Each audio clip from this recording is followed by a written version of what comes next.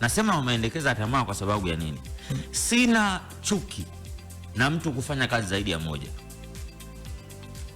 Kuna chuki hiyo. Sina chuki na mtu kufanya kazi zaidi ya moja.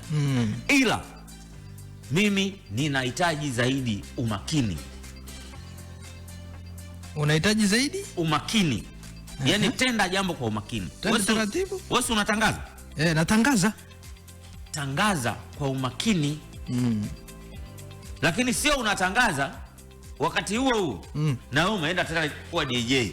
Umeshahamia kule. Umekuwa DJ. Unatangaza at the same time na wewe ndio uko kule. Sinaita multipurpose. Umekuja kwenye kie au multitasking. Hiyo haikatazwi. Lakini umakini upo. Unayaweza yote unayamudu kwenye kuyafanya.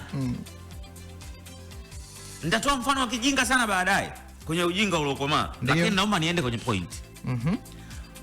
Sasa hivi kuna baadhi ya walinzi, yeye ni mlinzi, ndio yeye ndo mwosha magari, sawa, ndio yeye ndo mtumwa chai saa hizi, yeye ndo mtu wa garden, ndio anayemwagia. Yaani anafanya shughuli 7 kwenye ofisi moja. Hatukatai, ni kipato chako unapata.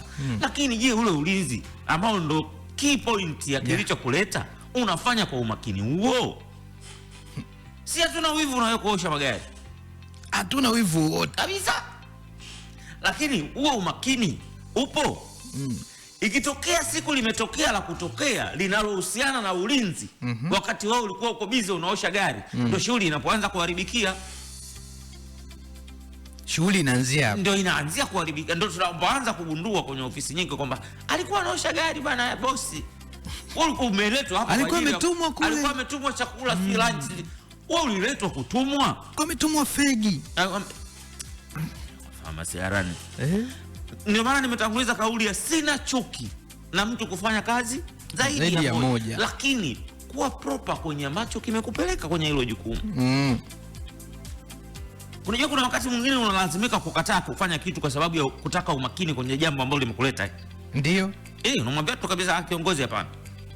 Mimi eneo langu la ulinzi nafikiri ni la muhimu zaidi kuliko hiki ambacho unaniambia niende. Au mimi wakati naondoka hapa namwacha nani? Namwacha nani?